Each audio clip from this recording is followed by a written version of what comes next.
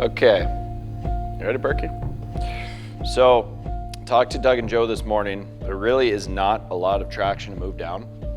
A lot of the teams that have those like later on picks, I think they're kind of seeing what we're seeing. You know, he's called a couple of teams and they don't want to move up. They don't see a huge difference between 21 and 30. Doug kind of asked us to just basically assume that we're picking at 21. I know we've gone through it quite a bit, but we basically have to find that threshold of, is there someone that you want to move up for? We have to figure out what the grouping is. Is there anybody that we're overlooking? We'll add some more names in, we'll take some names out, but we have to just assume that we can't move up and we can't move down.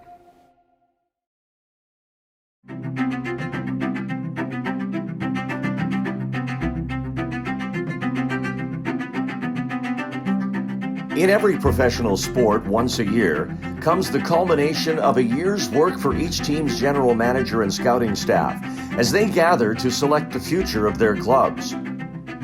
The process involves intense debates amongst the group, breaking down countless areas of a player's performance and forecasting the skill set and abilities that could take an athlete from being a prospect to an NHL player. The Shark Scouts arrive in Dallas early to reflect on this year's research and to analyze what opportunities might await them, sitting with the 21st overall selection in the 2018 NHL Draft. Something we kind of did at the trade deadline this year is kind of went through all the numbers of where in the league you're getting players from, right? And where our roster is kind of built. So this is historically how you're getting players in the NHL and what their success rates are. So this kind of went into it, you know, when we did the Kane deal, right? Kane was 4th overall for a reason, and we don't pick there. Like, we haven't picked higher than 9 anytime soon. We picked. We had to move up for that. We had to move up for Setaguchi. We had to move up for Cooch. Timo was the first one. Knowing that position and been in those areas before, a lot of it's going to depend on what happens before you and who's left. So it's not as easy to plan as if you're in the top 10, for instance. But this is why the risk is almost limited. So when we're talking about guys at 21, and you say like they're high risk, every single player at 21 right now is high risk. They all have different things. You know, at the first day, we're picking at 21, so you can kind of gauge what's going to be coming to your area. You know, it'll come fast, but not as fast as you think. We prepared for this as well as we can, and we feel like we're in really good shape. Luckily, our scouts have prepared a ton. Berkey leads our team and knows where we're going to go. So when you're picking 20, 21 every single year, you have a little bit more work to do. You have a little bit more finding out, character checks, things like that, and you still take the best player available. Kane went 4, Cooch went 9, Timo went 9. After that, there's a huge drop. 4th round and down, that's where you're taking lotto picks. So the guys that we've, in recent history, done well with are LeBanc, Chmelevski, Chekovich, right? Obviously in historical history, we got Brawny in there, we got Pabs, etc. So 4th round and down, it's all lotto picks. Like, we're looking for high risk, not high risk, but high reward players. A difference maker at 21, it's a lot harder to find than a difference maker at 8, 9, or 10. And when we've picked in the top 10 before, it's Logan Couture and Timo Meier, things like that.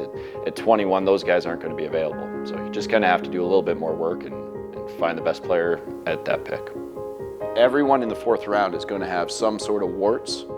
So we're looking for the highest upside of those guys. We're not looking to fill in, a depth guy here, a depth guy there, whatever. So with that being said, that's why this year we're really pushing upside. We got to find the guys who have the biggest upside, right? Because all the risk is basically equal. Does that make sense? I think where we're at, you're always looking for the best player available, and if it happens to be a player of need and it's the best player available, then that makes sense. That's what you would do, but it's not always that defined. It seems overwhelming at times, but then you have to look at who could be there, who could be gone. So it's when you get to this point, it's not as hard because you've prepared for it. At 21, we got to find the guy at 21 that's going to be the same as Cooch and Kaner and Timo. So that's what we're looking to find. I gotta go to Mushy's guy first. He's been dying. Ryan Merkley.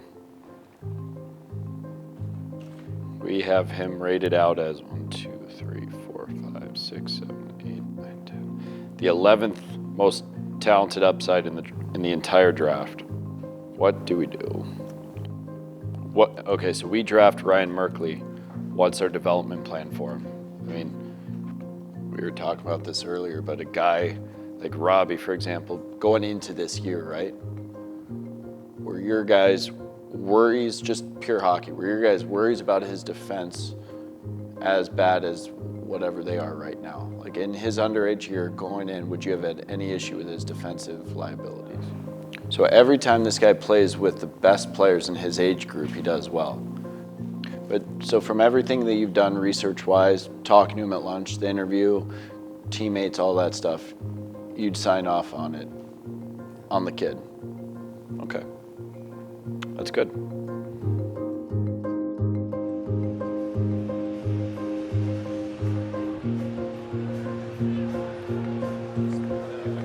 San Jose selects from Guelph Ryan Merkley.